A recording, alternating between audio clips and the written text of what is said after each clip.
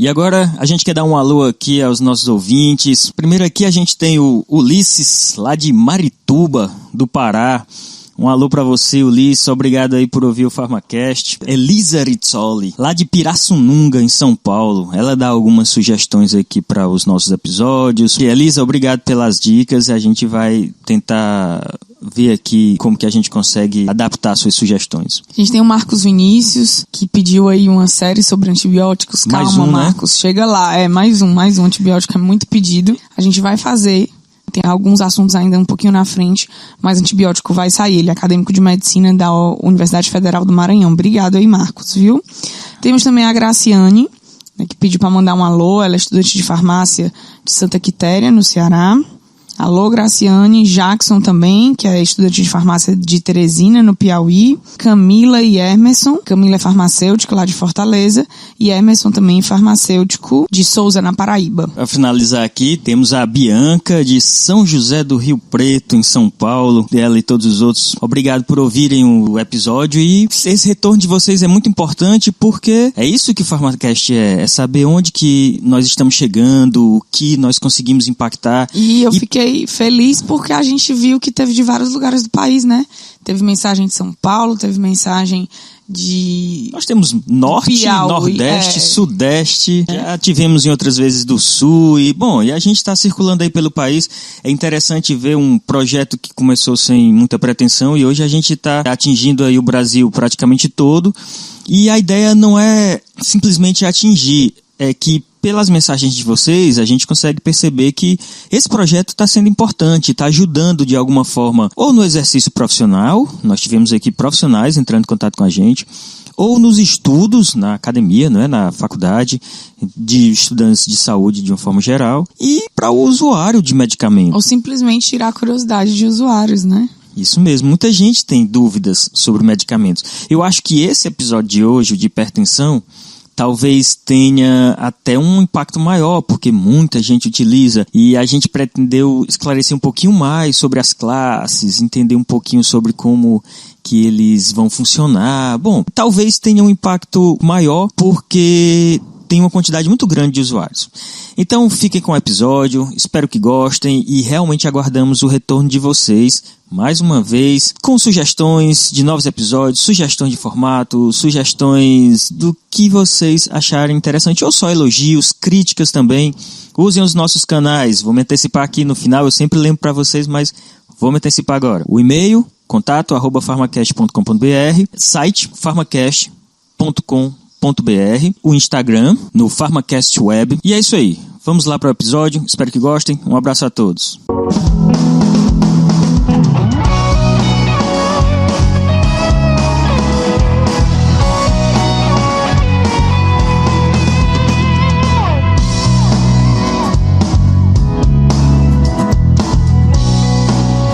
Desde os dias de Alfred Nobel, sabe-se que a nitroglicerina faz com que os vasos sanguíneos se expandam.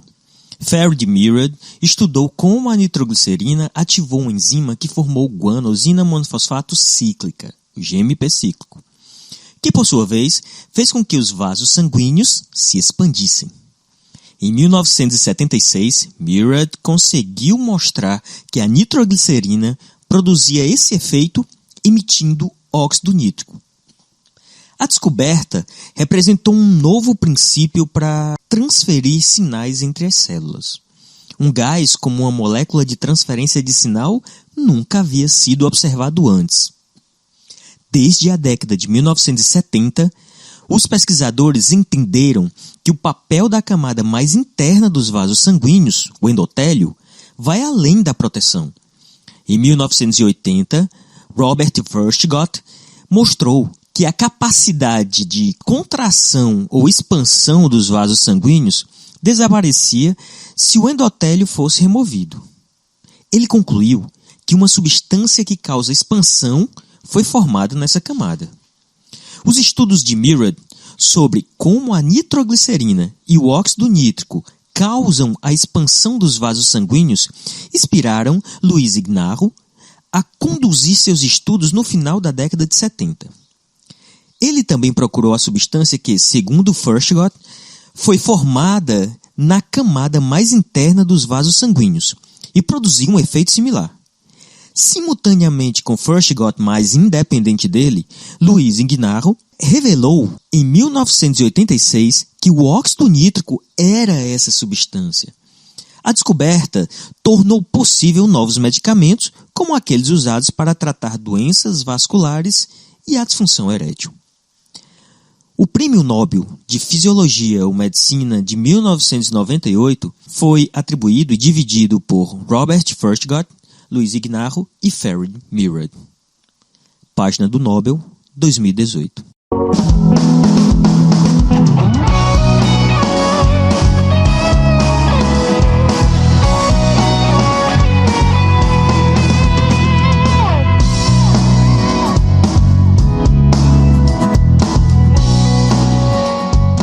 Olá pessoal, estamos aqui reunidos mais uma vez para mais um episódio do PharmaCast. Eu sou o Pablo Farias, Ana Luísa Martã, Jaime Ribeiro Filho, e esse é o PharmaCast.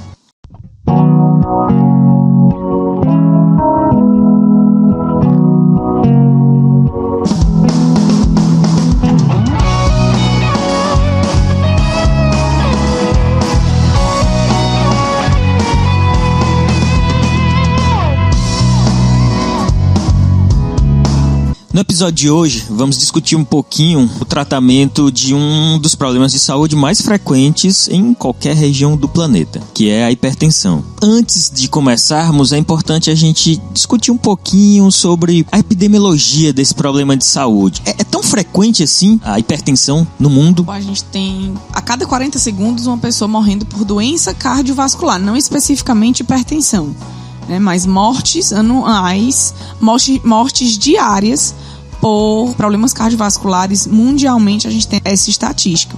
Segundo a OMS, são 17 milhões e meio de pessoas que morrem por problemas no sistema cardiovascular. No Brasil, a gente tem em torno de 300 a 320 mil mortes anuais decorrentes de problemas cardiovasculares. E além disso, né, os dados mais recentes demonstram que no Brasil a hipertensão atinge cerca de 32,5% de indivíduos adultos, o que dá aproximadamente 36 milhões de indivíduos, e mais de 60% dos idosos, e isso contribui direto ou indiretamente para cerca de 50% das mortes por doença cardiovascular de um modo geral. Então, tem um impacto muito, né, grande na saúde pública de um modo geral. Foram mais de 1 milhão de mortes registradas em 2013 e quase 30% delas decorrentes de doença cardiovascular. Aqui no Brasil, né? Aqui no Brasil, é verdade. Então, isso é mais do que um motivo para essa doença ter um destaque quando a gente vai conversar sobre tratamentos aqui no nosso programa. É importante a gente ressaltar também que quando a gente fala que a hipertensão é uma doença grave, as pessoas muitas vezes não acreditam, não acham que seja realmente tão importante isso, porque elas pensam, mas fulano tem hipertensão e tá bonzinho, né? Não sente nada. Na verdade, a hipertensão não é uma doença súbita, né? Que vai provocar uma morte de uma hora para outra. O grande problema é que, em longo prazo, a hipertensão ela traz diversas complicações, sobrecarga no sistema cardiovascular, renal, e isso contribui para essa mortalidade em função de outras complicações, por exemplo, acidentes vasculares e muitos outros que são fatais. Quando se faz a estatística de pacientes que, por exemplo, tiveram um infarto agudo, então quando você vai observar esses pacientes, 69% deles tinham hipertensão. 77% dos pacientes que sofrem um acidente vascular encefálico tinham hipertensão. 75% dos pacientes que têm insuficiência cardíaca tem hipertensão. Um dos fatores importantes quando se fala de hipertensão são as comorbidades associadas ao problema. Na verdade, é uma doença silenciosa. A pressão se eleva e, na grande maioria das vezes, o paciente não sente nada. Ele só vai identificar o problema quando fizer um monitoramento.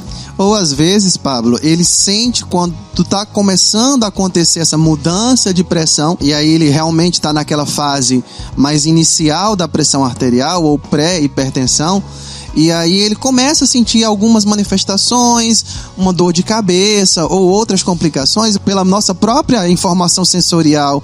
Às vezes o nosso organismo descarta essa informação e você tem a impressão de que está tudo bem, quando na verdade não está, e sua pressão continua se elevando mesmo sem você ter essa percepção física da coisa. O que é grave, que leva muita gente a muitas vezes abandonar o tratamento ou nem mesmo iniciar esse tratamento que às vezes precisa.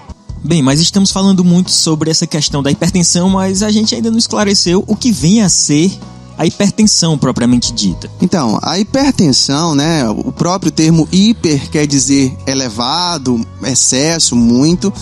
Então, hipertensão é uma elevação persistente e significativa da pressão arterial acima dos valores que são considerados normais fisiologicamente. Então, isso significa o quê? Que não é que a pessoa ela teve um dia uma pressão verificada e viu que a pressão estava acima dos valores considerados normais, que a gente vai falar daqui a pouco. Às vezes, ocorrem variações na nossa pressão, por exemplo, no modo de você se levantar, ou se você ingeriu uma substância que possa ter um efeito cardiovascular, ou se você ingeriu uma grande quantidade de sal, se você tomou bebida alcoólica, isso pode elevar temporariamente a sua pressão.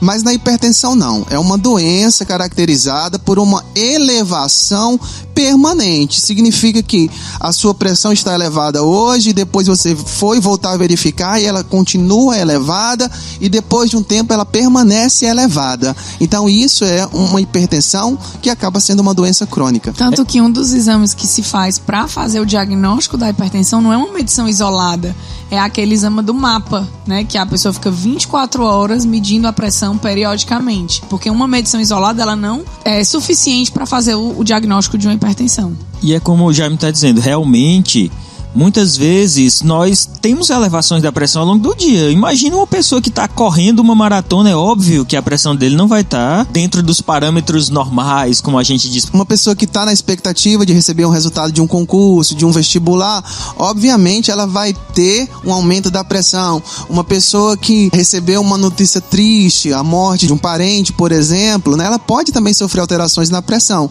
Mas essa questão não é apenas por um motivo pontual, é uma questão de alterações fisiológicas. Mas a gente está falando muito sobre elevar pressão normal. Qual seria o parâmetro normal de uma pressão? Existem, na verdade, duas classificações para pressão arterial. A gente tem um valor de pressão que é chamado de pressão arterial sistólica e uma outra pressão que é chamada de pressão arterial diastólica.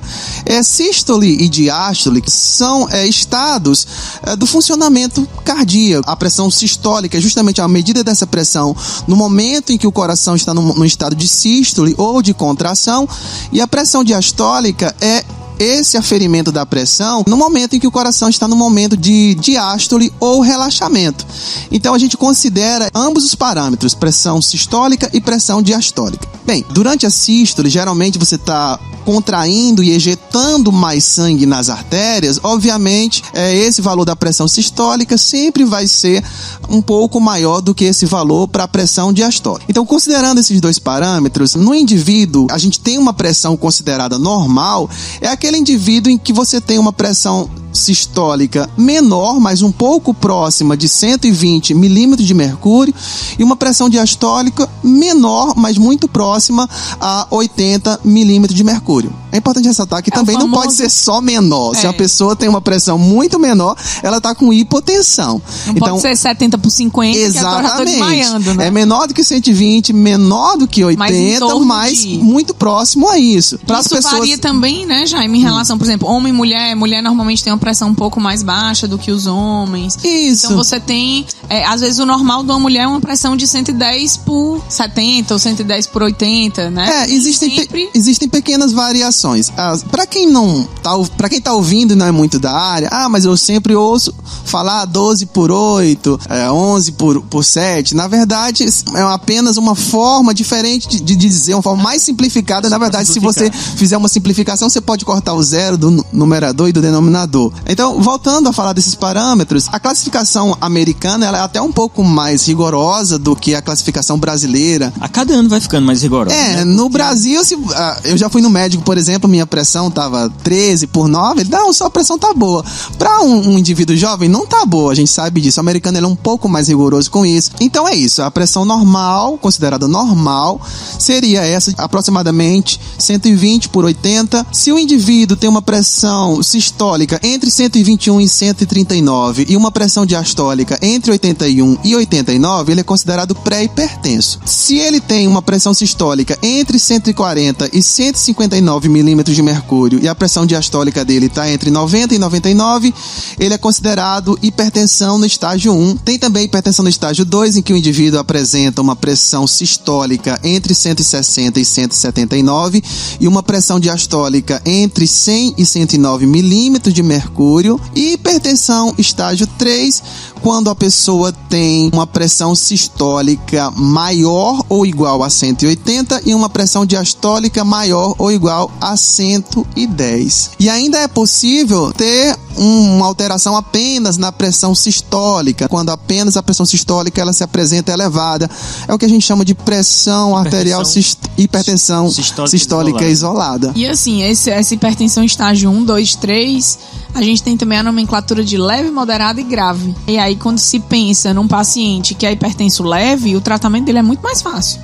Porque com um medicamento, muitas vezes, um medicamento até menos potente se consegue resolver.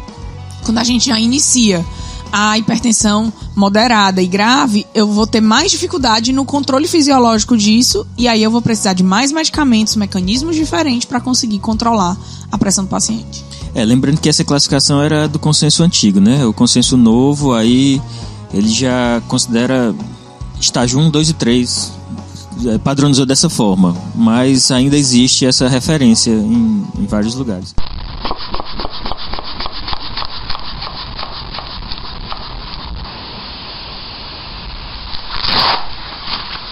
Então, quando a gente fala da pressão arterial, né, elevação nessa pressão, então a gente às vezes tende a pensar que quando a pressão se eleva, né, é porque a gente está doente. Não é isso, né? Como até a gente já discutiu, existem várias razões que podem levar essa pressão a se alterar durante o dia.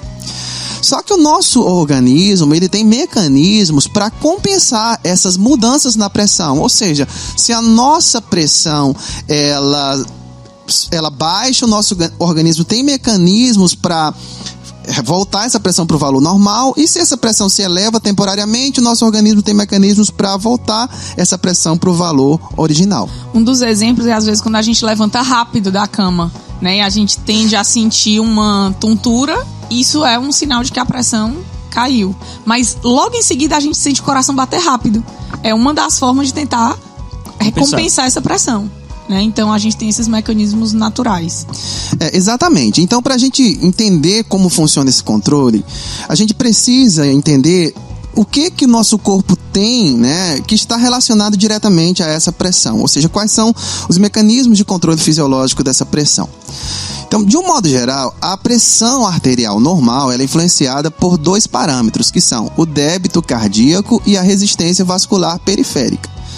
O débito cardíaco, na verdade, é a quantidade de sangue que o coração vai ejetar para as artérias.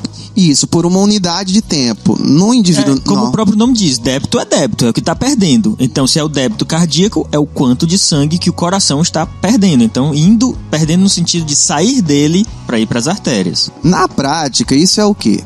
Quando a gente tem a ejeção ventricular, ou seja, eu falei para vocês de sístole, diástole, na verdade o mais importante para isso é quando o nosso ventrículo esquerdo contrai e joga esse sangue nas artérias. Então essa quantidade de sangue que está sendo jogada na prática pelo nosso ventrículo esquerdo nas artérias por unidade de tempo é o débito cardíaco. No indivíduo normal, isso é em média 5 litros por minuto. E a resistência vascular periférica? Então resistência, né, o termo resistência significa uma dificuldade, a passagem de alguma coisa. Então essa resistência seria essa dificuldade para a passagem do sangue pelas artérias. De um modo geral, isso é influenciado pela vasodilatação ou vasoconstricção de um modo geral. Se tiver dilatado, essa resistência diminui, porque o espaço para esse sangue passar é maior, e se tiver contraído, essa resistência aumenta, porque o volume de sangue vai ter um espaço menor para passar. Isso é especialmente importante nas nossas arteríolas, porque as arteríolas têm uma resistência variável que depende muito do tônus, que seria, na verdade, o estado de contração do músculo liso, que pode ser alterado, por exemplo, pela descarga adrenérgica, como a gente viu no episódio, né, de sistema adrenérgico. Então, elementos importantes para o controle da pressão nós temos o coração trabalhando, os próprios vasos sanguíneos, e nós temos outros órgãos envolvidos nisso, particularmente quem? Os rins, né, no sistema renal, e principalmente o sistema renina, angiotensina, aldosterona, e as arteríolas. De um modo geral, só enfatizando, o coração em si, a atividade cardíaca, ela influencia diretamente no débito cardíaco, e por outro lado, essa resistência das arteríolas vai influenciar na resistência vascular periférica, e os rins são importantes tanto pelo controle do volume sanguíneo, né, tem esse papel importante, então isso é importante para a pressão, o acúmulo de líquidos está diretamente influenciando um aumento da pressão, e como a Ana Luísa falou, esse sistema renina, angiotensina, aldosterona, que daqui a pouco a gente vai comentar, é um papel também, é uma das funções do rim relacionadas ao controle da pressão. Que na verdade é esse sistema que faz esse acúmulo, né, de líquido, que faz um aumento do volume sanguíneo ou uma diminuição do volume sanguíneo. Vamos simplificar um pouquinho essa história. Vamos imaginar um sistema hidráulico. A gente tem uma bomba, que é o coração. E aí nós temos o encanamento, que são os nossos vasos sanguíneos. E aí nós temos um sistema de vazão de água, que é o nosso rim. Então imagina, nós temos um volume de água ali circulando nesse sistema e de repente a bomba começa a injetar grande quantidade de água. Então os canos vão se encher. O nosso sistema de vazão, que no caso é o rim, né, fisiologicamente, para a gente voltar à nossa analogia, o rim vai ejetar uma parte desse volume, excretar uma parte desse volume de água para evitar que esse sistema sobrecarregue. No caso, a pressão dele aumente. Isso, e ele exploda. Claro que não vai explodir, mas fisiologicamente, patologicamente, seriam os nossos acidentes vasculares. Essa explosão, esse rompimento do cano. E por fim, a gente não pode esquecer que, além desses órgãos que estão diretamente envolvidos, a gente tem o sistema nervoso central, que exerce uma influência praticamente sobre todos esses órgãos, especialmente através do sistema nervoso periférico simpático. Com a noradrenalina. Exatamente. Então a gente tem que pensar que a noradrenalina e a adrenalina também, né, influenciam a atividade cardíaca, influenciam essa contração e resistência vascular e também influenciam o próprio sistema renina, angiotensina, aldosterona. Então às vezes a gente pensa, fulano foi para o hospital com uma pressão elevada e deram um medicamento ansiolítico, um medicamento que age no sistema nervoso para controlar essa pressão. É possível isso? Sim, porque no final das contas o sistema nervoso também exerce um controle, uma influência sobre todos esses outros órgãos reguladores da pressão arterial.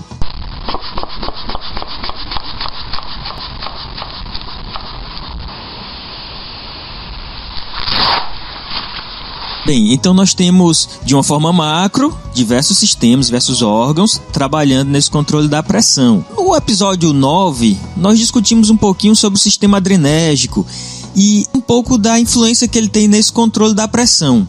Mas como esses sistemas se conectam? Para o controle da pressão, na verdade, não é tão simples, mas existem dois principais mecanismos para regular a pressão e depende de que situação a pressão está. Ou seja, se a sua pressão estiver mais baixa do que o normal, existe um mecanismo para compensar essa pressão e fazer ela se elevar. E se a sua pressão está mais alta do que o normal, o teu sistema usa outro mecanismo para fazer o efeito inverso. Então, um desses primeiros mecanismos é o reflexo baroreceptor, que é um mecanismo que serve para baixar a sua pressão quando ela estiver elevada. Como funciona? Esse sistema interfere diretamente com essa via adrenérgica que a gente vem falando nos últimos episódios. Ou seja, vocês sabem que existe o sistema nervoso simpático, em que nesse sistema nervoso simpático parte o neurônio pré-ganglionar, faz uma sinapse no gânglio autonômico e tem o neurônio pós que libera noradrenalina nos órgãos-alvos e que afetam tanto os receptores alfa como beta-adrenérgico, afetando diretamente a pressão arterial. Então esse reflexo barorreceptor interfere com esse mecanismo. De que forma? Os barorreceptores são receptores que detectam variações na pressão. Para o reflexo barorreceptor nesse mecanismo, existem barorreceptores presentes no seio carotídeo, nas nossas artérias. Então esses barorreceptores, eles são ativados quando ocorre uma elevação da pressão arterial. Então, como todo receptor sensorial, o barorreceptor envia uma mensagem para o sistema nervoso central, especialmente na região do tronco cerebral, numa região chamada núcleo do trato solitário. Nessa região existem interneurônios inibitórios que estão diretamente conectados com essa via adrenérgica no centro vasomotor. Então, quando o barorreceptor é ativado, ele manda essa mensagem e ativa esses interneurônios inibitórios, e esses interneurônios inibitórios inibem o sistema simpático e, no final das contas, você tem uma redução da descarga noradrenérgica. E aí eu vou ter uma vasodilatação, porque eu não vou ter mais a noradrenalina contraindo o vaso. Eu vou ter uma diminuição dos batimentos cardíacos, porque a noradrenalina não vai estar mais aumentando a taquicardia e diminuindo o débito, ou seja, diminuir resistência e diminuir débito, que foi as duas principais variáveis que a gente viu.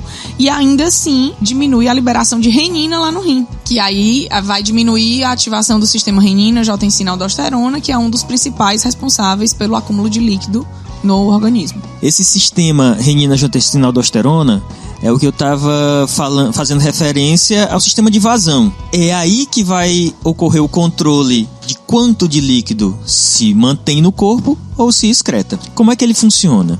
Então, quando a pressão cai, há uma diminuição da filtração glomerular e a sinalização para que o rim libere renina. Essa renina vai para o sangue, vai encontrar o angiotensinogênio que foi produzido no fígado e vai transformar o angiotensinogênio em angiotensina 1. Essa angiotensina 1, pela circulação, vai para o pulmão. Lá encontra uma enzima chamada ECA, que é a enzima conversora de angiotensina. A angiotensina 1 é um vasoconstritor bem fraquinho. Quando essa ECA transforma a angiotensina 1 em angiotensina 2, essa angiotensina 2 vai ter principalmente dois efeitos. Ela vai encontrar o seu receptor, chamado receptor AT1, que eu tenho ele no vaso e vai gerar uma vasoconstrição mais intensa do que a angiotensina 1 faria. E vai estimular lá nas células, no córtex da suprarrenal, a liberação de aldosterona, que vai agir no ducto coletor, aumentando a retenção de sódio. Então, aumentando a retenção de sódio, aumenta a retenção de água e aumenta a volemia, elevando a pressão arterial. Quando a gente tem o efeito dos barorreceptores inibindo a liberação simpática, eu vou ter a inibição da liberação da renina e de todo esse processo. Portanto, a gente tem uma diminuição da retenção de sal, de sódio, e uma diminuição da vasoconstrição, o que faz a redução da pressão arterial. Isso já no momento imediato, mas a longo prazo, essa angiotensina 2 também tem outras ações que colaboram com esse aumento crônico da pressão. Por exemplo, ela estimula a própria proliferação do músculo liso vascular, ou seja, essas células do músculo liso começam a se dividir e podem aí exercer uma vasoconstricção muito mais problemática do que nesse momento inicial. Só ressaltando também, a angiotensina 1 tem outro receptor, que é o receptor AT2, mas esse receptor está ligado com outras funções fisiológicas que não estão diretamente relacionadas a esse aumento da pressão arterial. Então, só simplificando, nós temos renina, que é estimulada lá no rim, que vai transformar o angiotensinogênio em angiotensina 1. A angiotensina 1 sofre a ação da ECA e se torna angiotensina 2. E essa angiotensina 2 é que é um potente vasoconstritor. Mas, além disso, ele estimula a liberação de aldosterona. Aí a aldosterona promove retenção de sódio. E lembrando que onde o sódio vai, a água vai atrás. Então, se retém sódio, retém água. Aí imagina agora aquele nosso encanamento, como a gente estava falando. Então, agora nós temos nos nossos vasos sanguíneos mais líquido dentro. Então, isso promove uma elevação da pressão arterial. Isso é fisiológico, mas pode ser uma boa via de controle da pressão quando interrompida, em um paciente que já tem pressão elevada.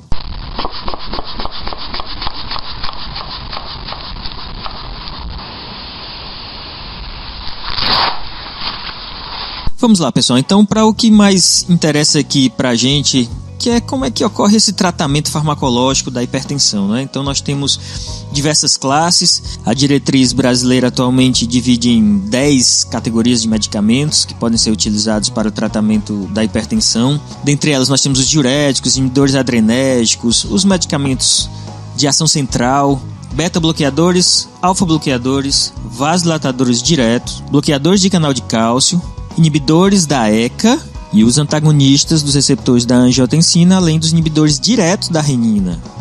Bem, e nesse momento, quando a gente começa a falar de tratamento, aí é que vem a importância da gente classificar os estágios da hipertensão, porque é daí que vem vamos dizer, o primeiro critério para a decisão terapêutica. Se o paciente está em estágio 1 de hipertensão, 2 ou 3.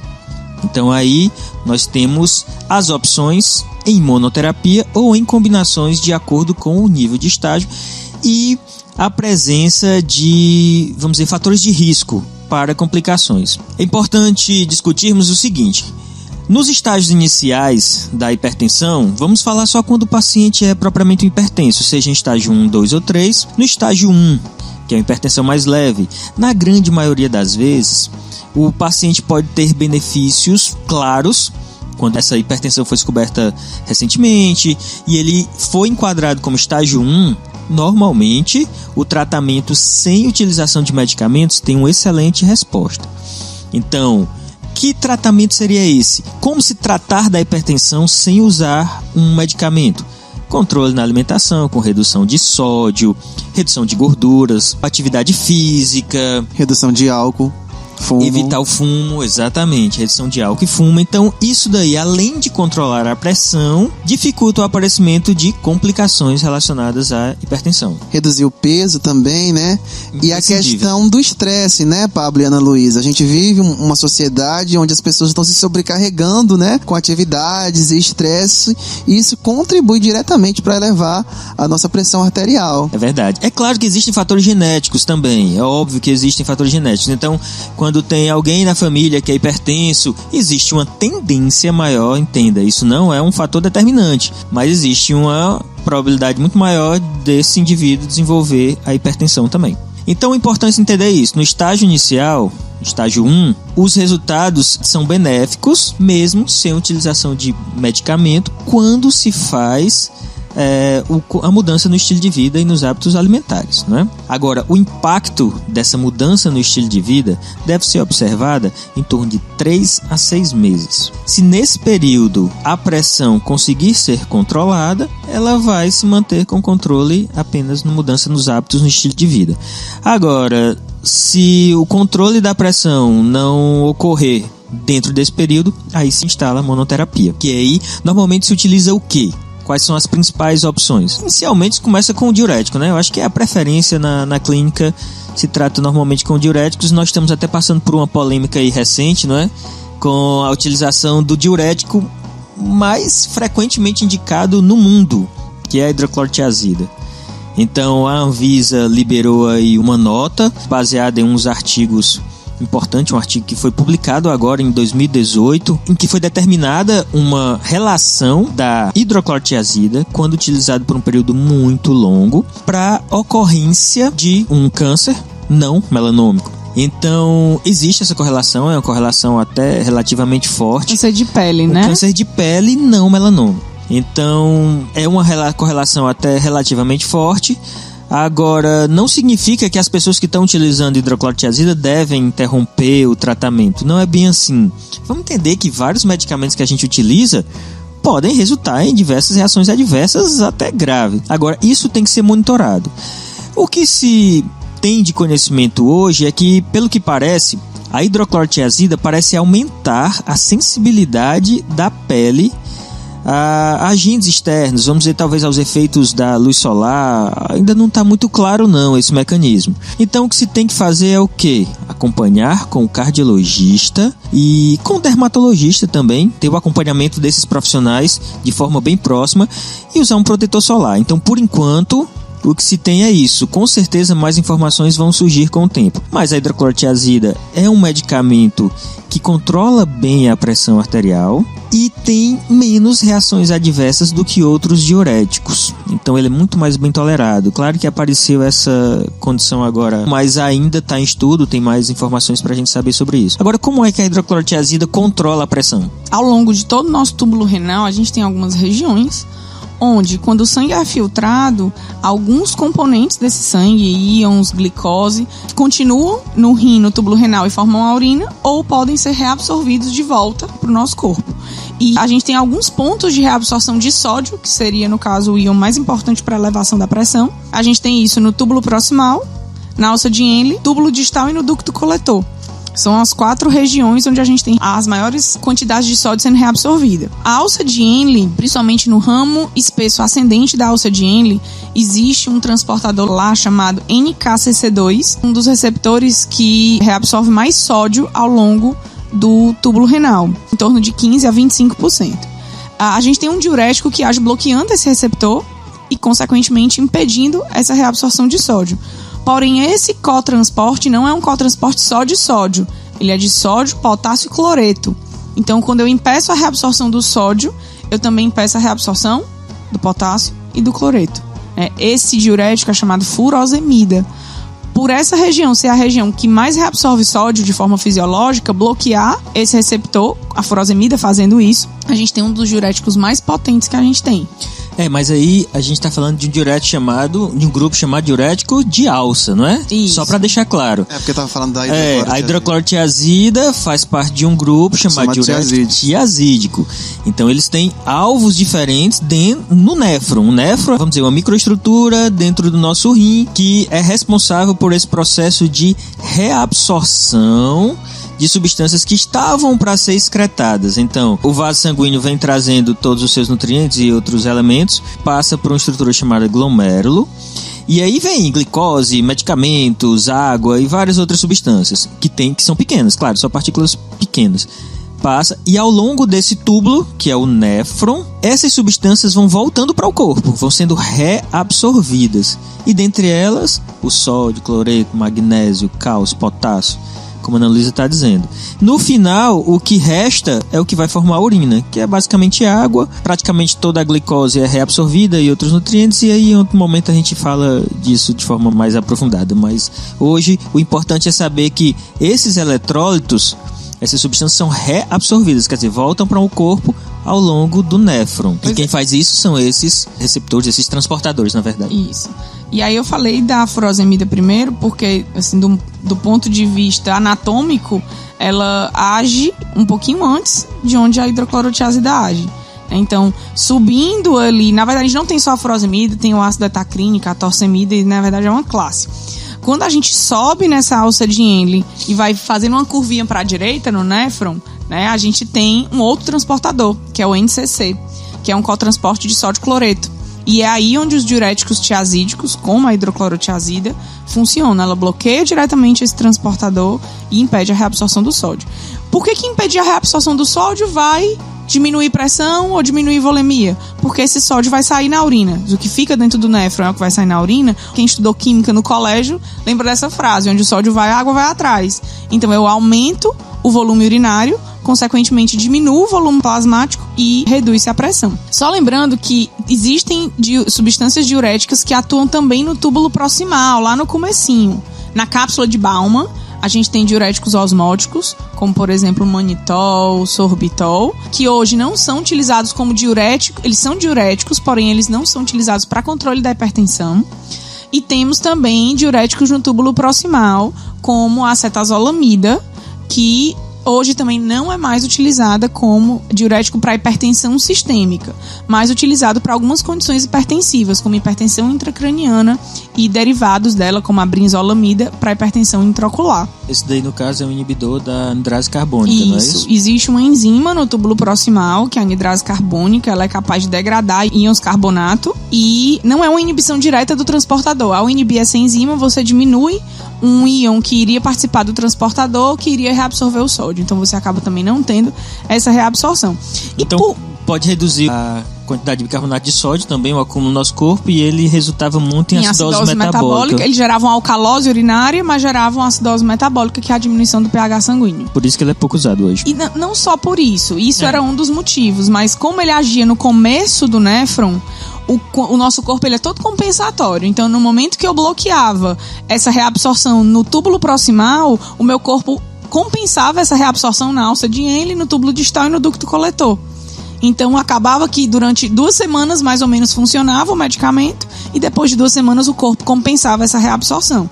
E aí, para compensar isso, eu teria que fazer aumento de dose. E se eu aumentasse a dose da cetazolamida, eu aumentava a acidose metabólica. Então, ele acabou realmente não sendo mais utilizado para situações de hipertensão, né? Ou que eu precise de uma diurese crônica. Algo agudo dá certo, como a hipertensão intracraniana, aí dá certo. Ou a hipertensão intraocular, ele é usado de forma de colírio, né? E aí você não tem esse efeito renal pronunciado.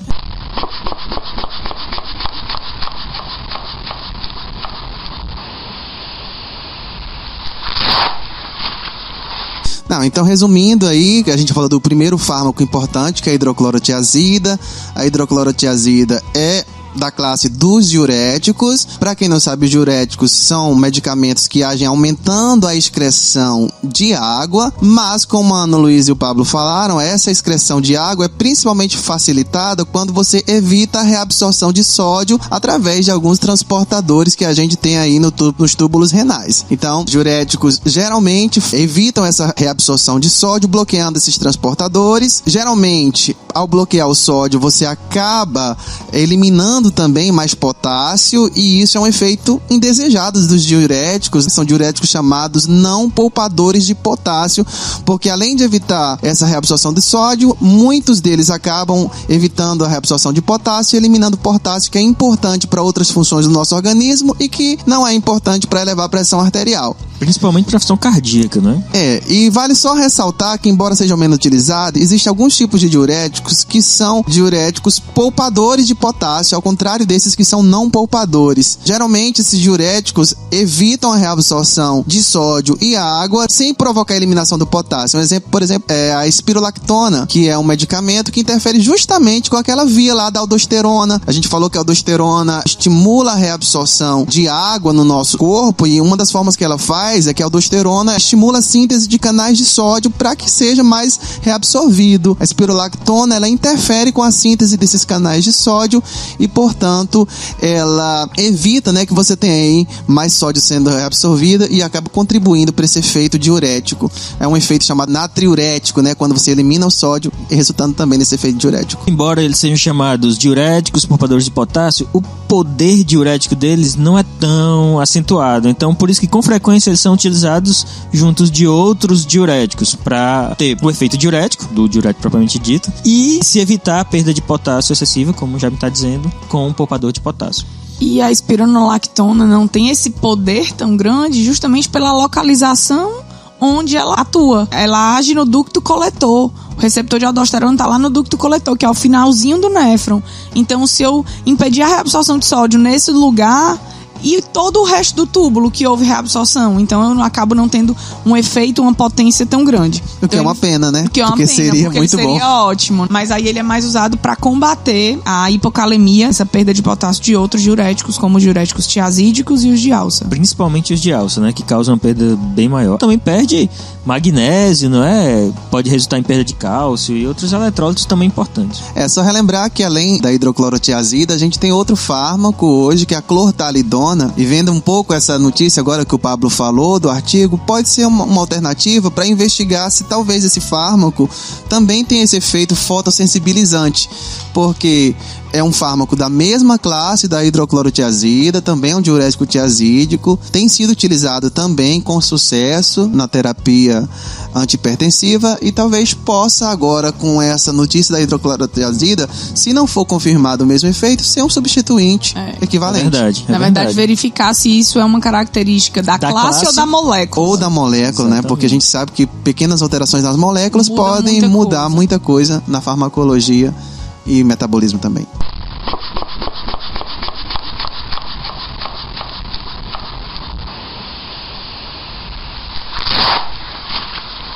Mas os diuréticos não são a única classe. Claro que normalmente são a classe de entrada no tratamento. Os pacientes respondem bem, tem uma redução mais fácil da pressão arterial, mas às vezes essa classe não responde e precisa associar. Bom, de qualquer forma, existem outras classes. Uma outra classe também muito utilizada são os conhecidos como inibidores da enzima conversora de angiotensina, ou inibidores da ECA. Dentre eles nós temos medicamentos famosos. Mas como esses medicamentos agem? A gente não precisa nem esticar muito, né? Porque nós já discutimos agora há pouco o ciclo renina-angiotensina-aldosterona, e se vocês pararem para voltar um pouquinho e reverem isso, vocês vão entender como é que funciona. E aí a simples inibição da enzima conversora de angiotensina vai reduzir a pressão. Por quê? Porque vai diminuir a formação da angiotensina 2, que iria estimular os receptores AT1 a liberar aldosterona e fazer vasoconstrição. Consequentemente, causa um efeito diurético por causa da redução da liberação de aldosterona e causa um efeito vasodilatador por evitar esse efeito constrictor aí da angiotensina, e reduz tanto o volume sanguíneo como também provoca uma redução da resistência vascular, e isso contribui para baixar a pressão arterial. Dentre os inibidores da ECA aí, a gente quase teve o nosso primeiro medicamento patenteado aqui no Brasil, né? Que é o Sérgio Ferreira. Isso, quando ele estudou os efeitos de uma picada de uma jararaca, né? Em que ele observava uma queda da pressão. Mas, infelizmente, ele foi estudar fora os efeitos do captopril, desenvolveu isso fora. E a patente ficou nos Estados Unidos. A patente ficou como americana. Mas aí é um medicamento muito utilizado, embora hoje existam outros nessa classe que tem uma efetividade bem melhor do que ele. Na verdade, eles têm mais uma posologia melhor, né? O captopril normalmente é de 8 em 8 horas, o enalapril a gente passa para 12 em 12, é mais uma farmacocinética melhor do que propriamente uma farmacodinâmica melhor. E efeitos colaterais também, né? O captopril tem um efeito colateral importante, né? Ele provoca tosse em muitos pacientes, isso porque ele inibe também uma enzima que é importante para a degradação da bradicinina. A bradicinina é um importante mediador inflamatório e acaba ativando algumas vias relacionadas com a tosse. Então, como você interfere com a degradação dessa bradicinina, você, ao usar o captopril, tem um acúmulo desse mediador e aí uma estimulação principalmente de neurônios envolvidos no reflexo da tosse. Então isso é um efeito colateral importante. E bastante comum, né? A tosse seca reflexa ao captopril é bastante comum. E é um dos motivos de muitas vezes a troca do medicamento. Exatamente. A gente também tem outros, né? Da mesma classe, enalapril, lisinopril, né? Exatamente. Que são profármacos, né? São medicamentos que, da forma como são presentes na forma farmacêutica, não são biologicamente ativos, mas após o metabolismo eles se tornam biologicamente ativos e exercem aí o seu efeito farmacológico. E aí é interessante isso porque uma das coisas que comumente se faz, embora o captopril não tenha a forma farmacêutica de comprimido sublingual, uma situação de emergência, muitas vezes, inclusive ambientes de saúde, se coloca um captopril embaixo da língua. E aí se inicia um efeito mais rápido, com a biodisponibilidade maior, porque você não vai ter o metabolismo de primeira passagem que a gente discutiu lá no cast de farmacocinética, e isso auxilia de uma forma rápida para a redução da pressão. Mas quando a gente pensa nos outros medicamentos dessa classe, como o enalapril, esse efeito seria impossível, porque se eu colocasse ele embaixo da língua, ele não teria a ativação lá pelo fígado, e aí não faria efeito. Isso só dá certo com ele por conta disso. E ele não foi planejado dessa forma. A forma farmacêutica não é sublingual, mas... Por ele ter uma segurança, um índice terapêutico bem largo, consegue-se fazer isso. Isso, e aí foi testado uma vez e funcionou. Qual é a vantagem? Se nós temos no mercado medicamentos que têm esse efeito de redução da pressão ou tratamento da angina de forma muito mais eficiente, como os nitratos. Eles reduzem a angina, os nitratos, só que eles causam muita dor de cabeça. E aí o captopril veio como uma opção, embora não seja de rotina, mas ele é mais utilizado especificamente para redução da pressão em caso de emergência.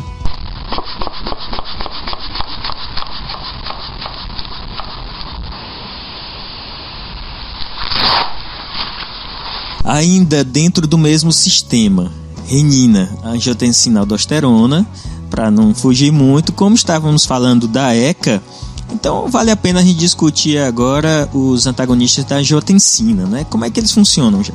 Fisiologicamente, o efeito é muito parecido com os inibidores da ECA. A questão é o ponto onde esses fármacos vão agir. A questão toda é que a angiotensina 2 precisa estimular os receptores AT1 para ter esse efeito vasoconstrictor direto e para estimular a liberação de aldosterona.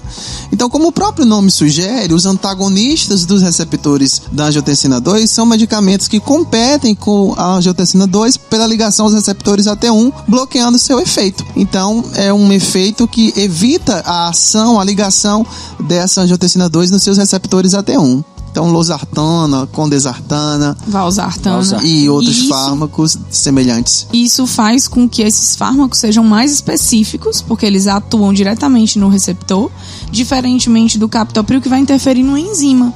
E assim, receptor normalmente ele tende a receber uma substância, a enzima ela tende a degradar vários substratos. Então essa inespecificidade aumenta um pouco o efeito adverso, que eu consigo diminuir em relação aos inibidores dos receptores de angiotensina 2, como a losartana. E inclusive, um dos principais medicamentos onde quando o paciente inicia a tosse seca pelo uso do captopril, é trocado pela losartana. Se mantém no mesmo sistema, se mantém no mesmo sistema, já que o sistema estará funcionando, né? E troca por um medicamento mais específico. E esses fármacos têm demonstrado, né, uma boa atuação aí, uma segurança, né, e uma eficácia farmacológica bem comprovada, bem estabelecida lá. Tem só surgido algumas coisas em relação a pacientes afro-americanos, pacientes da raça negra, né? Tem alguns artigos aí que falam que os medicamentos que interferem no sistema renina-angiotensina e aldosterona não funcionam muito bem em pacientes negros. Isso é uma regra? Não é uma regra. Vai depender do estágio da hipertensão. Normalmente, hipertensão leve funciona. Hipertensão moderada e grave já tem mais um pouquinho de falha terapêutica. E também não é em todo paciente afro-americano que isso não vai acontecer. Existe uma estatística. Existe uma estatística. A ocorrência de falhas é maior nesse grupo. Isso. Tem até um artigo que eu tô olhando aqui agora para ele, que é um de 2014, chamado Afro-Americanos, Hipertensão e o Sistema Renina-Angiotensina e Aldosterona. Então é uma coisa que tem se pesquisado ultimamente e que não existe ainda uma causa específica e bem definida, mas já foi se encontrado algumas alterações em genes que codificam alguns canais proteicos, como por exemplo canais de sódio. Parece que está envolvido aí com canais de sódio e que a gente tem o sistema renina-angiotensina e aldosterona interferindo nisso, principalmente o canal ENaC, que é o canal da membrana apical renal. Essa é uma diferença, né? Se a gente pensar, mesmo em pessoas do mesmo país, que tem uma semelhança genética, uma mistura genética muito parecida, existem diferenças na resposta a medicamentos. Quando a gente faz testes com animais, às vezes animais que a gente chama de isogênicos, da mesma linhagem, eles apresentam suas diferenças. Então é comum você ter diferenças mudando da população de estudo, nesse caso a população negra também. E essa ideia aí dessa diferença interpopulacional também é o que é base para a nossa farmacogenética. Exatamente, né? De pesquisar medicamentos. Um como único, com característica genética diferente, e um medicamento se adequar mais. Que é o futuro da farmacoterapia, né? Eu quero estar viva. Já existem. Mas ainda numa escala muito micro. A ampliação disso pra gente conseguir ver na farmacoterapia cotidiana, né? Isso. Mas isso é outro cast. A gente cabe um dia pra discutir só isso daí. Só pra gente fechar essa história, né? A gente também tem um outro medicamento que também interfere com essa via, que é um medicamento chamado alisquireno, que pertence à classe dos inibidores da renina, que é uma enzima, né? Essa enzima que vem antes, né, da enzima ECA nessa mesma classe. Então também a gente teria um efeito farmacológico semelhante, apenas mecanismos de ação, alvos farmacológicos diferentes. Então, e por fim ainda, né, só pra gente fechar essa história, a gente ainda tem os medicamentos que a gente falou no cast passado, que são os bloqueadores dos receptores beta-1 adrenérgicos, que inibem a estimulação que o sistema nervoso simpático exerce sobre essa via. Então são muitas vias, de um modo geral. Então vocês entendem que nós temos vários tipos de tratamentos, porque existem condições que podem levar a determinada escolha terapêutica. Por exemplo, sabe outra questão que pode ser interessante para se optar por esse tipo de medicamento? É se o paciente é diabético e hipertenso. Então, quando se é hipertenso diabético, no diabetes, na verdade, que vai ser outro momento, a gente vai conversar sobre isso, esses pacientes têm muitos problemas renais e os inibidores da ECA e os antagonistas da angiotensina têm um efeito relativamente protetor renal. Então, isso favorece a esses pacientes que têm hipertensão, que podem controlar a pressão com esses medicamentos, e favorece o diabetes no sentido de que vão proteger mais o rim desse paciente.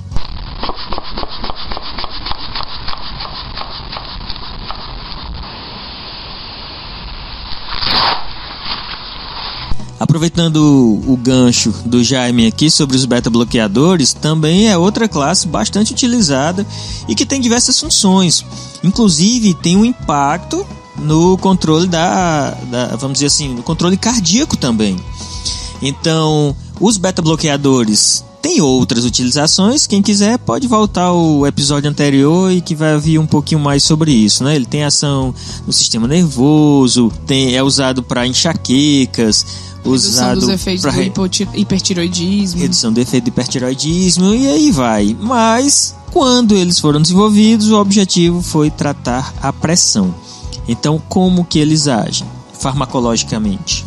Então, relembrando a história dos beta-bloqueadores, né? No nosso coração, o sistema nervoso simpático exerce sua estimulação principalmente através dos receptores beta-1, que é um subtipo de receptor adrenérgico presente no coração em maior abundância. Então, só relembrando um pouquinho, esse receptor beta-1 é um receptor acoplado à proteína G, do subtipo GS. Então, toda vez que você tem a ativação desse receptor, você ativa a enzima adenililciclase, ela converte ATP em AMP cíclico, o AMP cíclico ativa uma enzima chamada proteína quinase A fosforila e abre canais de cálcio extracelular no coração.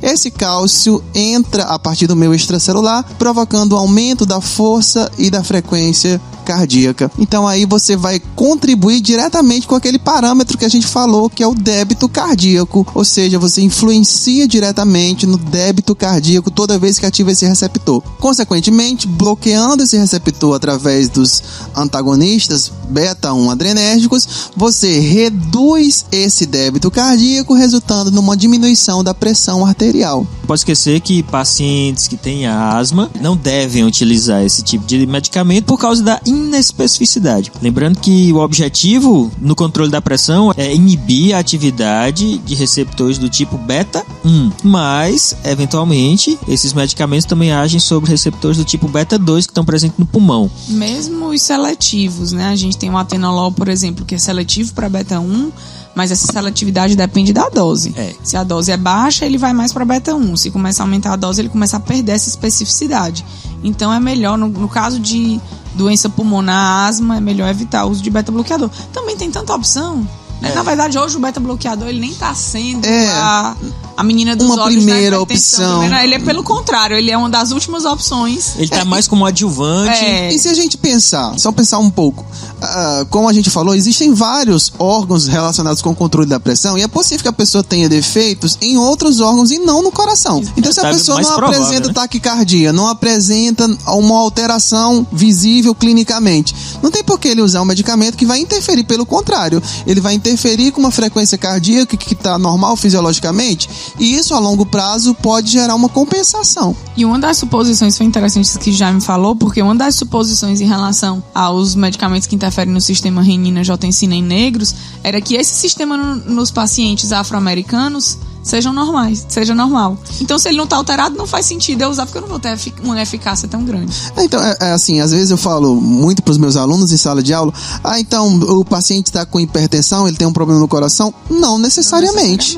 Então, a escolha farmacológica, ela deve ser baseada nas causas possíveis que estão levando a essa alteração na pressão arterial. E muitas vezes a gente não consegue detectar essa causa. Então, a escolha terapêutica vai ser mesmo na tentativa e erro. Eu usar um medicamento, tá funcionando, provavelmente aqui eu tenho um problema, então vamos manter ele. Não tá funcionando, a gente troca por um mecanismo diferente.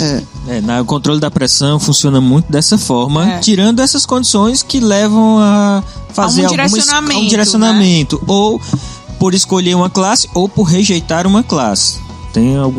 além dessa aplicação na hipertensão, né, você tem outras aplicações. Uma que é bastante curiosa é na insuficiência cardíaca também. O paciente com insuficiência cardíaca, né, ele geralmente tem um problema principalmente nessa força de contração, e aí como mecanismo de compensação você acaba estimulando uma descarga adrenérgica e um mecanismo de taquicardia. Os próprios medicamentos para controle fazem isso. É o que a gente chama de taquicardia reflexa, né? Embora o tratamento da insuficiência envolva vários várias considerações. Algumas vezes você precisa tratar com um medicamento que aumenta a força de contração, mas que diminui essa taquicardia reflexa. Então ele é utilizado como terapia adjuvante. É porque você fica pensando, como é que eu vou usar um medicamento que diminui o batimento cardíaco num paciente que já o coração dele já não tá batendo direito? E que antigamente era contraindicado. Já foi contraindicado. Aí foi descoberto o benefício do uso dos beta-bloqueadores como adjuvante no tratamento da insuficiência cardíaca. Lembrando, a gente tá falando de insuficiência cardíaca. Tem beta-bloqueadores, o metoprolol é um dos mais usados na insuficiência cardíaca, como também o carvedilol. O carvedilol tem um benefício maior na insuficiência cardíaca, porque ele é um beta-bloqueador misto, então ele bloqueia o receptor alfa-1, ele não mexe só no coração, ele acaba gerando uma vasodilatação também. Mas o receptor alfa-1, a gente viu que ele está muito no vaso, mas ele também tem no coração e ele está relacionado com processos de diferenciação celular. Então, normalmente, o paciente com insuficiência cardíaca, ele tem um coração maior, justamente por causa desses reflexos, dessa compensação, e o coração fica tentando bater desesperadamente para ejetar sangue, e aí esse coração tende a crescer. E o receptor alfa-1 está associado com esse processo de diferenciação e de apoptose. E aí, inibir isso, você acaba diminuindo o crescimento do coração. Além disso, essa vasodilatação é importante porque acaba tendo uma sobrecarga cardíaca muito grande, né? Então, quando você faz um efeito vasodilatador, os vasodilatadores, de um modo geral, elas são importantes para aliviar essa sobrecarga sobre o coração nesse paciente. Eu sei que a gente já tá entrando na insuficiência cardíaca, né? Estamos saindo da hipertensão, entrando na insuficiência cardíaca. Não tem como desvincular, né? Não é isso, mas assim, quando a gente pensa no paciente com insuficiência cardíaca, o problema de base dele é o déficit de contração. Mas, em consequência disso, ele vai aumentar a pressão de enchimento do átrio. É como se o seu corpo não entendesse por que está indo pouco sangue. Ele tenta compensar isso. Então, eles vão mandar mais sangue para o coração. Então, ele aumenta o que se chama de pré-carga. E aí, automaticamente, eu vou aumentar a força que o meu ventrículo vai ter que fazer, já que tem mais sangue, para poder ejetar esse sangue, que é a resistência do ventrículo. Então, eu aumento pós-carga. Só que a questão não é a falta de sangue, é a falta de contração ventricular. E aí, é complicado. Eu consigo resolver ou melhorar a insuficiência cardíaca, não necessariamente eu tenho que iniciar, e nem é o primeiro tratamento, aumentar a força de contração. É, na verdade, diminuir essas cargas no coração. Diminuir pré-carga, pós-carga, e eu consigo fazer isso com inibidor de ECA, com diurético, eu consigo fazer isso com um monte de medicamento. Não necessariamente com cardiotônicos, como a digoxina, né, que eu acho que em algum cast aí a gente vai falar dela.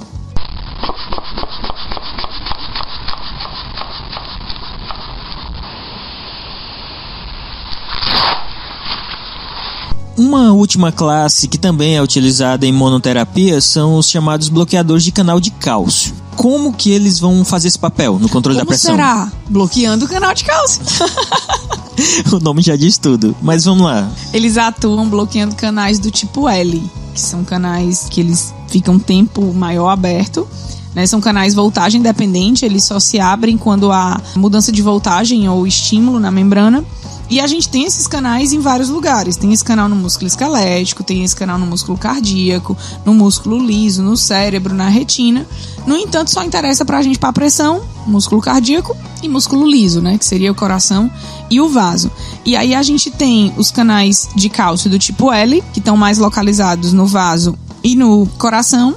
E tem canal de cálcio no rim também, mas ele é um canal de cálcio do tipo T, onde esses medicamentos, os bloqueadores de canal de cálcio, não tem tanta afinidade por esse tipo de canal, que é o canal do tipo T, é mais pelo canal do tipo L. E aí a gente tem 3 classes importantes dentro dos antagonistas de canais de cálcio, são as fenilalquilaminas, onde a gente tem o verapamil como exemplo, as dihidropiridinas, onde a gente tem a nifedipina, lodipina, nicardipina, nimodipina, e as benzotiazepinas, que a gente tem o diltiazem. E por que tem 3 classes dentro de uma outra classe? Porque a afinidade que esses medicamentos têm pela localização desses canais do tipo L são diferentes. Normalmente o verapamil tem um efeito mais seletivo para o coração e menos para o vaso. Então ele é mais bradicárdico do que vasodilatador. Já a nifedipina tem uma afinidade maior por bloquear os canais de cálcio no vaso. Se eu não tenho cálcio, eu não tenho contração. Então eu vou ter um processo de vasodilatação.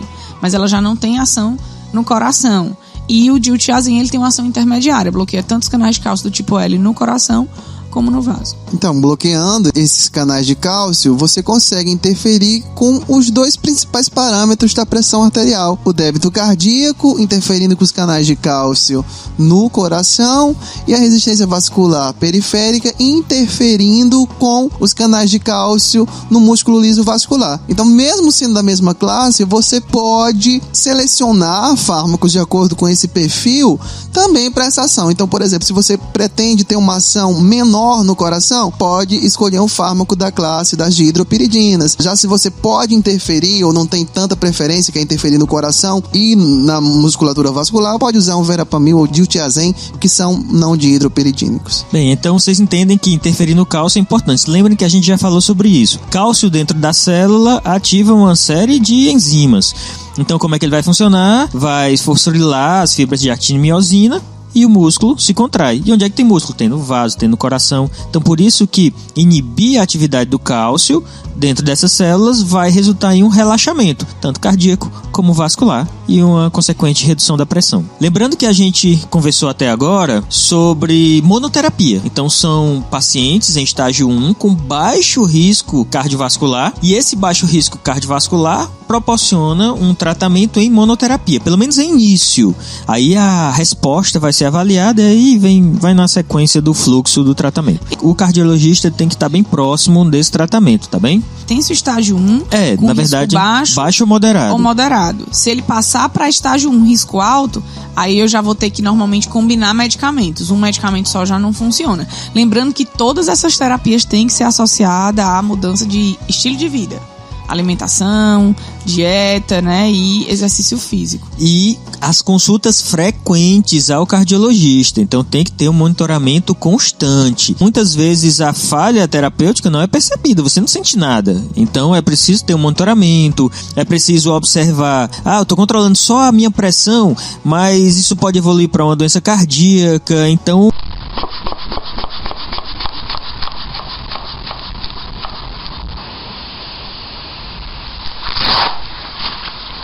Além do estágio 1, com presença de risco cardiovascular, se o paciente está em estágio 2 ou 3 da hipertensão, aí a terapia também é não medicamentosa, associada a um medicamento, só que nesse caso, normalmente a monoterapia não vai funcionar. Então, é aquele caso em que você tem...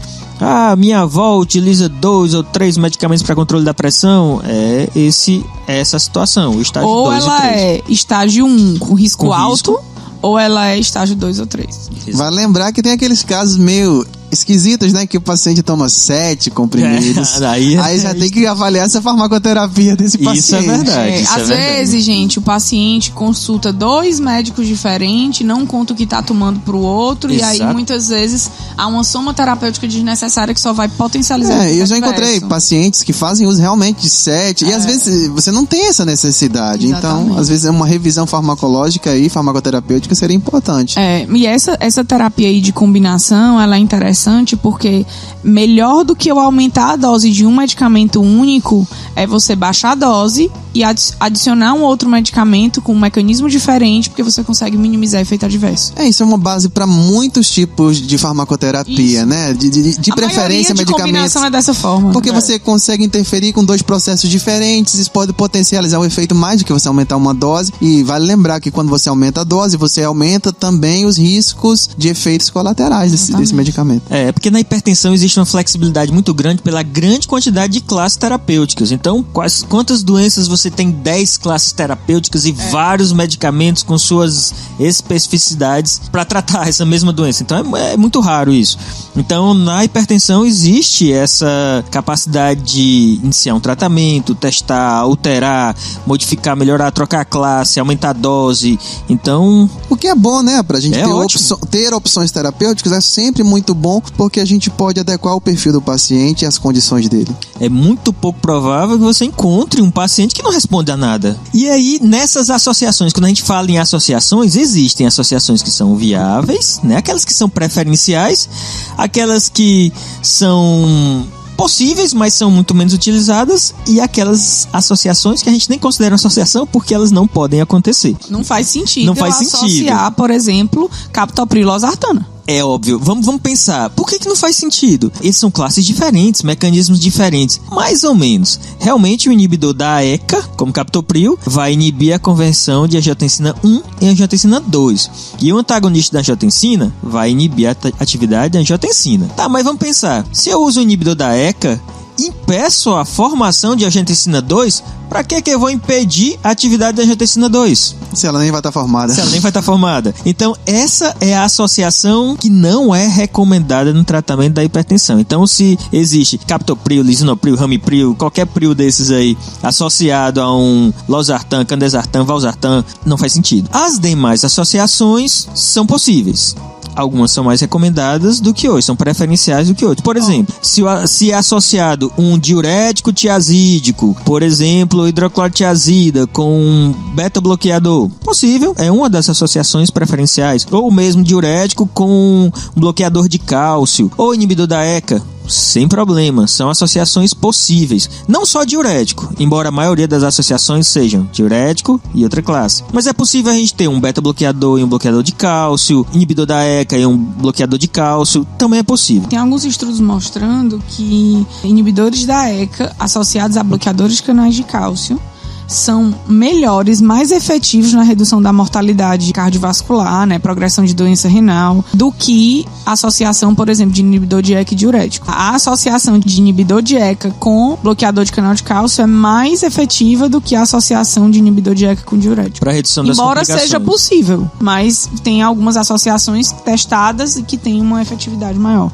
São descobertas frequentes que isso daí não se para de estudar isso, né? Então, a hipertensão é uma das doenças mais prevalentes no mundo e ninguém para de estudar, está sempre ocorrendo uma nova descoberta sobre essas associações e novas classes terapêuticas. Tem também uma associação que é, não vou dizer perigosa, mas deve ser usada com cautela, é de beta-bloqueador com diurético.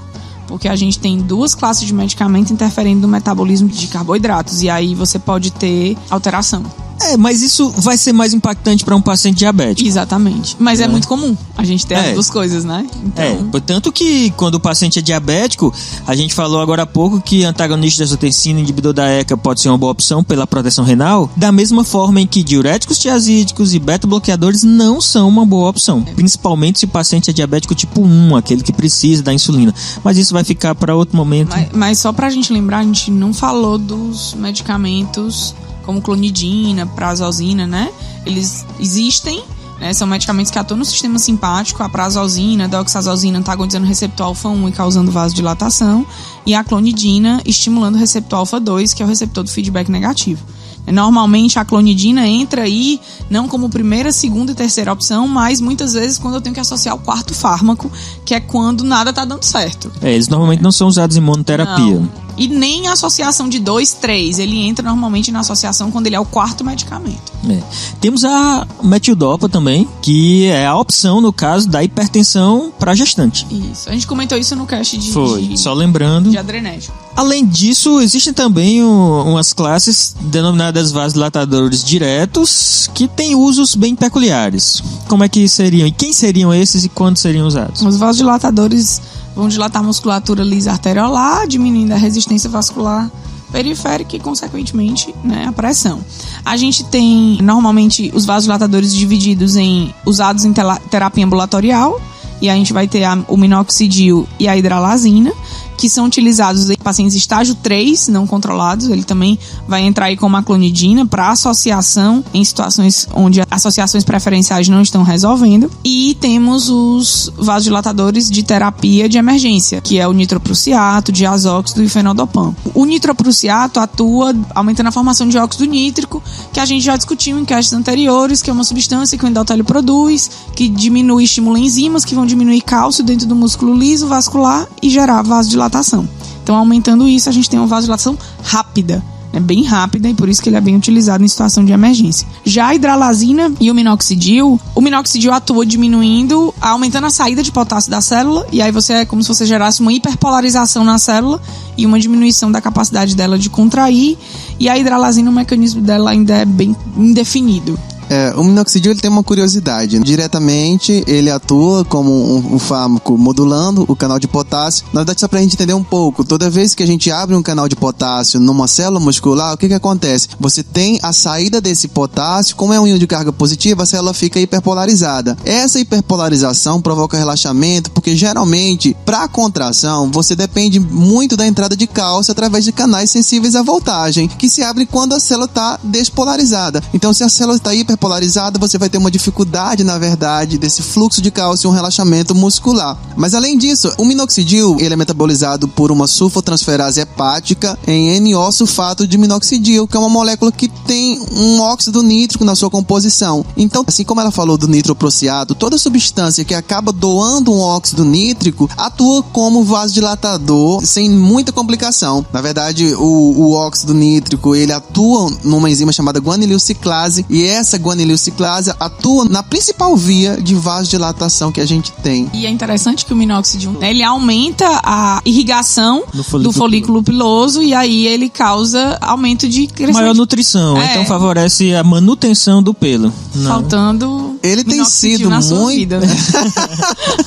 Ele tem sido muito utilizado agora em composições para o tratamento de barba. Isso, barba, sobrancelha. Porque assim, quem acompanha aí vê que tá cheio de salão de barbearia e tá ficando na moda agora a gente ter barba, mesmo quem não tem. Então tem várias soluções, shampoos aí, loções contendo minoxidil aí pra essa galera que quer ter a barba cheia. Ou o cabelo, né? Exatamente, o cabelo. Mas assim, a efetividade na queda de cabelo é cerca de 30%. E só funciona enquanto você tá usando. Parou de usar, aí esse controle da irrigação volta como era antes, ao normal, e aí o cabelo volta a cair, né? Mas realmente, ele até hoje talvez mais utilizado pra queda de cabelo do que pra hipertensão. Porque assim, quando a gente pensa na terapia ambulatorial, se for pra escolher hidralazina e minoxidil, a hidralazina é a primeira escolha. O minoxidil só é usado quando a hidralazina não pode ser usada. Destacar também o nitroprusiato no tratamento da angina de peito, né? E no tratamento coadjuvante da doença coronariana, né? Então... o nitroprusiato entra na angina aguda, assim, né? Em ambiente hospitalar. Quando a gente pensa em ambulatorial, a gente tem a isosorbida. Também. Né? Que é sublingual, ela atua rápido, gera uma vasodilatação rápida pelo mesmo mecanismo, óxido nítrico. O desconforto é só a dor de cabeça. A vasodilatação dá na verdade, todos os medicamentos que nós vimos, por exemplo, a nifedipina também causa cefaleia. Todos os que são vasodilatadores, assim, potentes, eles têm um efeito adverso de cefaleia. Voltando aí aos fármacos que têm atividade na guanililciclase. Já mencionamos alguma vez os nitratos como o sildenafil, valdenafil, tardalafil, que esses medicamentos foram criados inicialmente. Hipertensão pulmonar. O sildenafil era hipertensão pulmonar. Então ele ia causar uma vasodilatação e aí trataria, no caso aí, a hipertensão pulmonar, e tinha-se a ideia de tratamento posterior para angina, com menos efeitos adversos. Lembrando que é um mecanismo diferente, né? É uma inibição de fosfodiesterase, que é a enzima que degrada o AMP cíclico, que o AMP cíclico vai gerar a vasodilatação e a abertura de canal de potássio. O que seria um novo mecanismo, uma nova classe. E o mecanismo desses medicamentos, na verdade, é diferente do que a gente tem falado até agora, que é a inibição de uma enzima chamada fosfodiesterase 5, né, do tipo 5, e uma enzima específica que degrada o GMP cíclico, que foi esse segundo mensageiro aí que o Jaime falou, que reduz o cálcio lá dentro do vaso. Então você teria um aumento dessa enzima e, consequentemente, uma diminuição maior ainda do cálcio, gerando essa vasodilatação. Tanto que quando a Pfizer foi lançar o Viagra, os estudos de fase 1 dela eram para hipertensão pulmonar. E aí, inclusive por esse aumento de vasodilatação, é um dos motivos que ele atua na disfunção erétil. E aí eu acho que ela parou e disse, vamos ganhar mais dinheiro como? Imagina os relatos aí na hora. Rapaz, doutor, não sei se a pressão no pulmão tá boa não, mas o casamento tá salvo. Então o negócio né? ficou bom. Então... E esse relato foi frequente, mas é verdade, esses relatos aconteceram, coisas desse tipo. Então eles começaram a ver, olha um nicho de mercado interessante, porque até então, os tratamentos eficientes, dentre os mais eficientes, era uma injeção peniana. Imagina na na hora da relação a pessoa parar para dar uma injeção no pênis para voltar a ter a relação. Uma injeção no corpo cavernoso. Aí... Já desanimava, né? Não dá nem mais vontade de fazer sexo. E aí, de longe, realmente foi uma sacada grande. Não é que o sildenafil não tem atividade na hipertensão pulmonar. Tem atividade. Tanto que hoje tem o protocolo. E você olha na bula, tá lá. Mas todo o marketing em cima do sildenafil do Viagra foi pra disfunção erétil. Primeiro medicamento via oral. Até esquece que tem hipertensão pulmonar. Pois é, né? A hipertensão pulmonar é o de menos.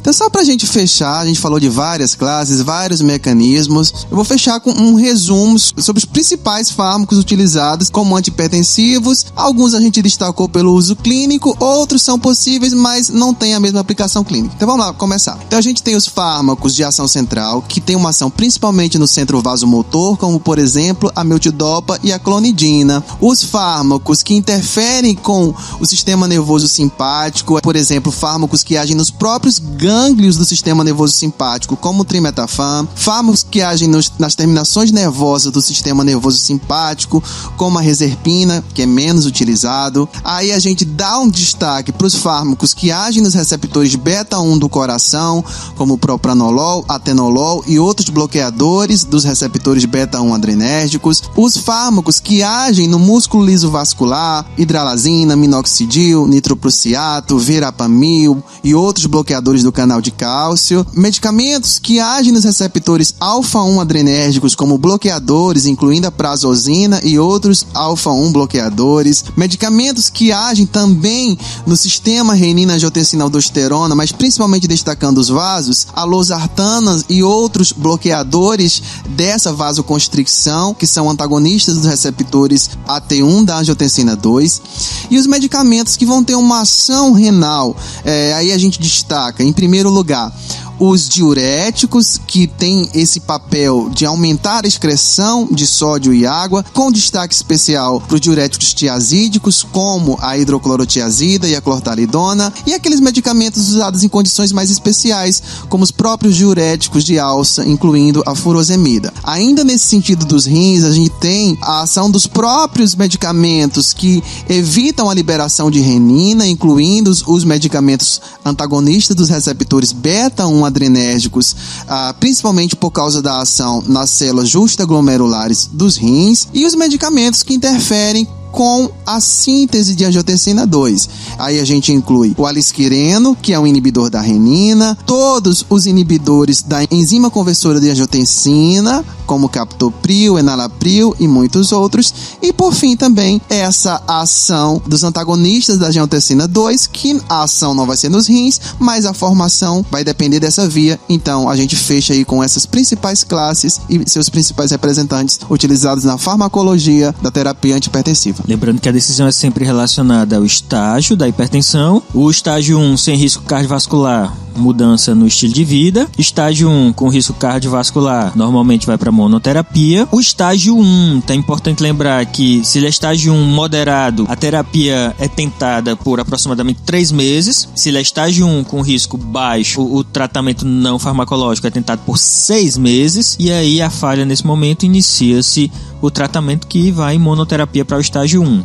Já estágio 2 e 3 da hipertensão, normalmente já se inicia com 2 classes terapêuticas, qualquer uma dessas, de acordo com características específicas do paciente que nós já citamos ao longo desse episódio.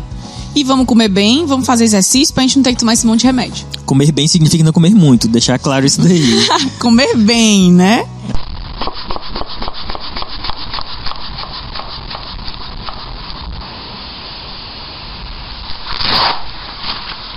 Bem, pessoal, e é isso aí. Esse foi mais um episódio do PharmaCast.